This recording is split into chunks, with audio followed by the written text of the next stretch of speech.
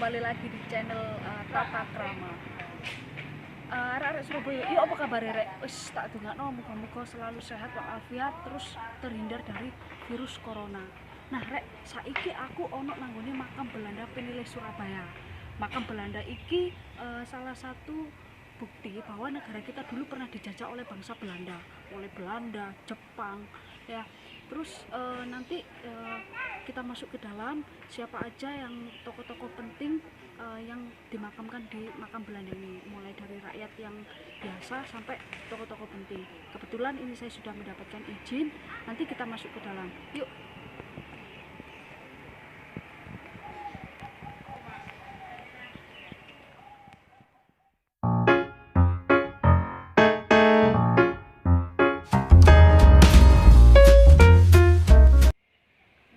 Dekat dengan pintu masuk, di sini ada makam.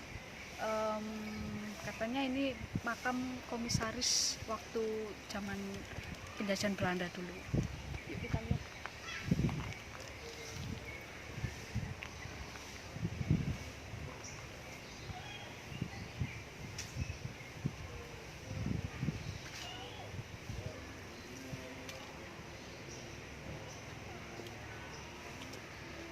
Seperti bangsanya ya, ini nama-nama orang Belanda saya susah untuk mengucapkan ya. Pokoknya ini makam komisaris Belanda lah. Terlihat ya sangat jelas di sini, sangat terawat sekali. Berbeda dengan makam-makam yang lainnya juga. Masih ada sih tokoh-tokoh penting yang lainnya selain DPRis yaitu komisaris, ada makam biarawati juga. Nah, di situ katanya ada 44 jenazah yang dimakamkan dalam satu pemakaman. Kita lihat aja ya, yuk. Nah, tepat di sini adalah makam para biarawati saat zaman Belanda dulu waktu di Indonesia. Nah, katanya di sini itu satu makam itu ada 44 jenazah biarawati. Semuanya biarawati di sini yang dimakamkan. Jadi totalnya 44 jenazah, termasuk kepalanya juga. Nah, di situ juga ada nama-namanya siapa aja biarawati yang dimakamkan di sini. Jadi kita tetap tahu 44 biarawati siapa aja.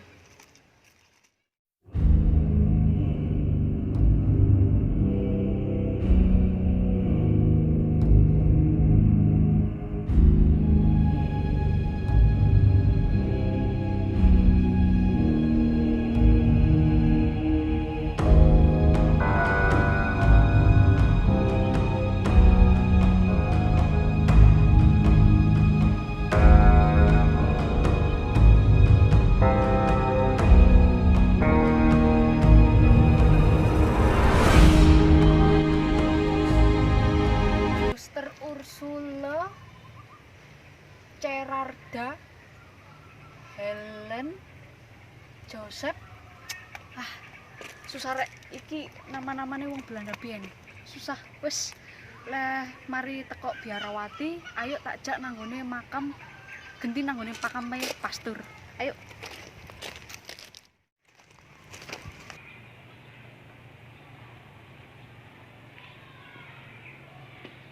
Nah, iki rek, iki makame pastur. Menurut ceritane, iki pastur pertama sing ada di Indonesia. Namanya iku iki Martinus van den Elsen. Iki nama pastur. Jadi dia iku nang Indonesia iku menjadi pastur pertama. Pastur pertama di Indonesia waktu zaman penjajahan Belanda. Nah, iki mau rek ono siji penting bangunan meneh. Dan ini perlu kita kita ketahui ya, karena di sana itu cukup serem ya kalau dengernya. Katanya di sana ada rumah tulang-tulang. Jadi tulang-tulang itu dari jenazah sing dipindahkan, tapi kuwi bentuke tulang rek. Karena bentuke iku tulang, jadi gak dimakamno, dinggekno omah dhewe. Nah, omah iku mau diarani omah tulang-tulang. Ayo diparani rek.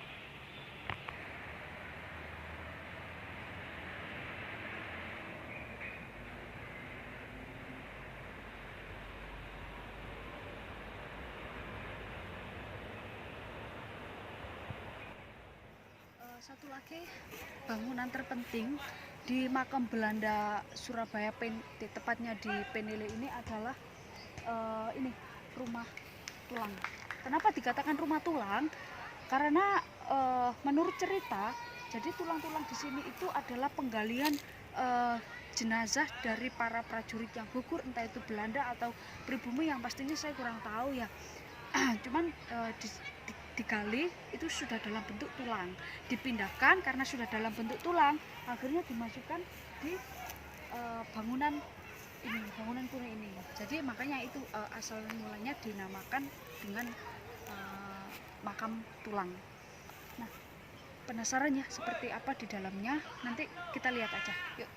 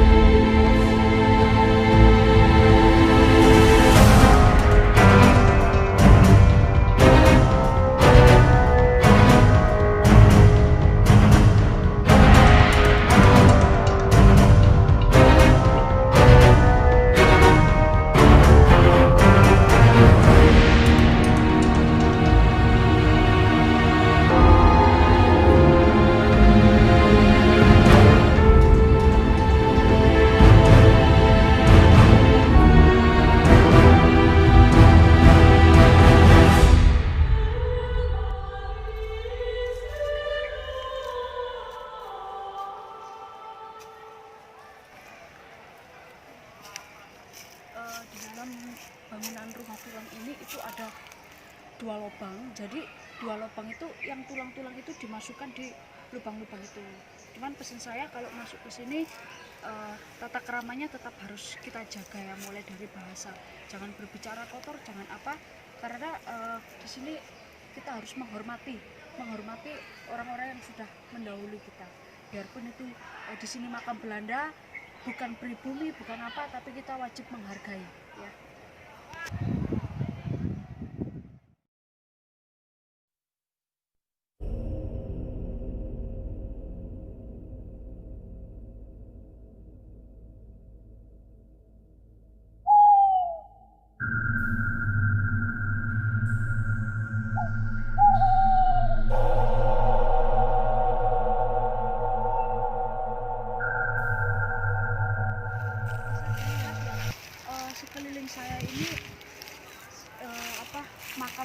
banyak yang rusak.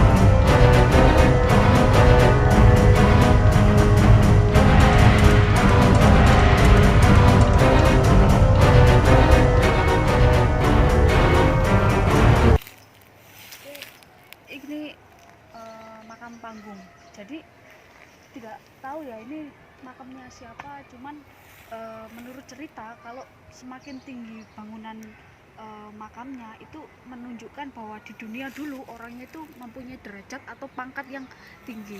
Tapi di sini katanya kalau orang melakukan prewedding banyak yang di sini, nggak tahu saya kenapa ya kok prewedding di sini.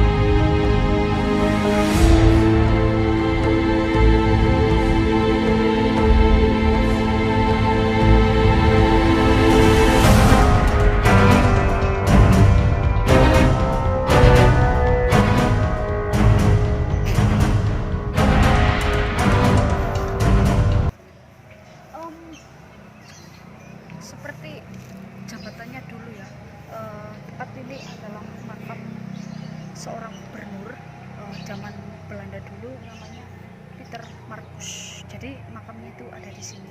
Makamnya cukup berbeda daripada tokoh-tokoh pejabat penting waktu zaman Belanda dulu. Kalau yang lain kan makamnya itu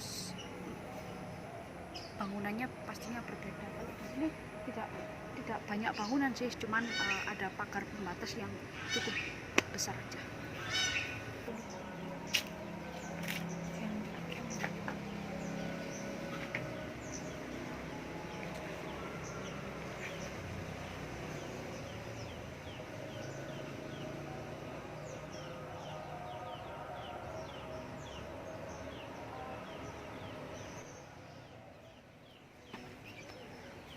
Ini makam yang ini ya, yang penting ya, karena kalau penduduk sini sih nyebutnya itu Kurjian. Jadi Kurjian itu adalah seorang fotografer zaman Belanda dulu.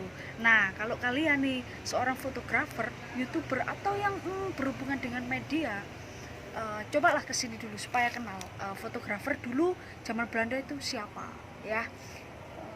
Tapi saya ingatkan kembali, sebagai generasi muda kita wajib melestarikan budaya, terutama menjaga tata krama.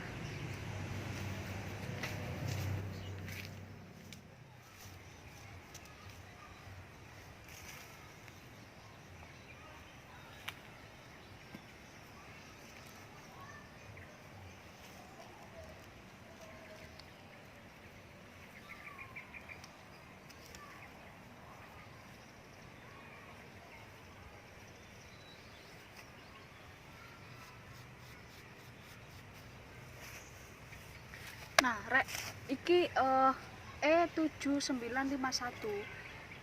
Ini ku kok blok, jenenge blok makam. Jadi menurut pengurus di sini, karena masih banyak dari keluarga Belanda yang ziarah ke sini ya, ziarah ke mana, ke makam ini. Jadi mereka itu mencarinya ya melalui blog ini.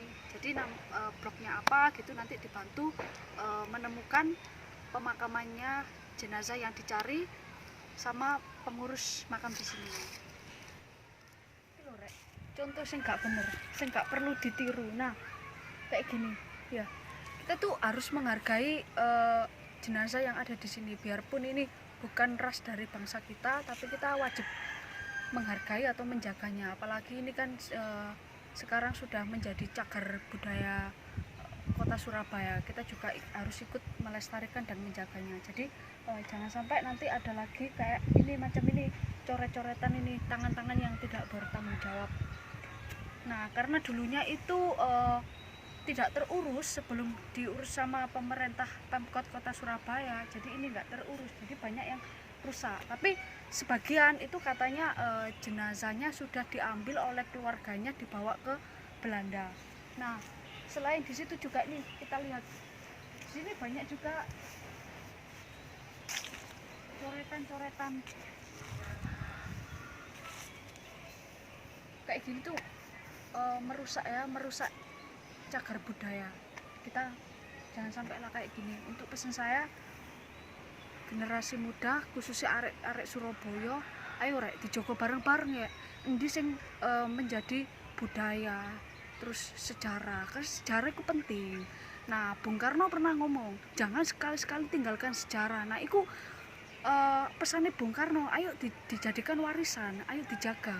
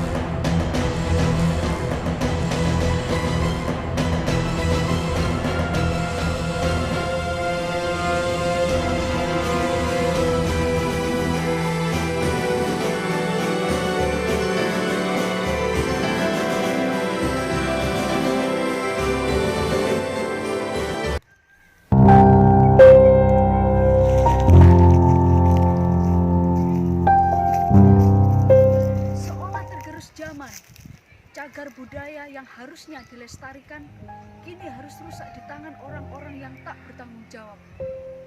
Lalu, seberapa besarkah kepedulian kita dan kesadaran kita terhadap budaya, sejarah, adat, dan tata krama? Sebagai generasi muda, kita wajib menjaga dan melestarikan budaya serta sejarah. Ingat, bangsa yang besar adalah bangsa yang menghargai dan melestarikan sejarah. Dimanapun kalian berada, tetap jaga tata krama. Ikuti terus channel kita selanjutnya. Jangan lupa like, komen, dan subscribe. Salam tata krama.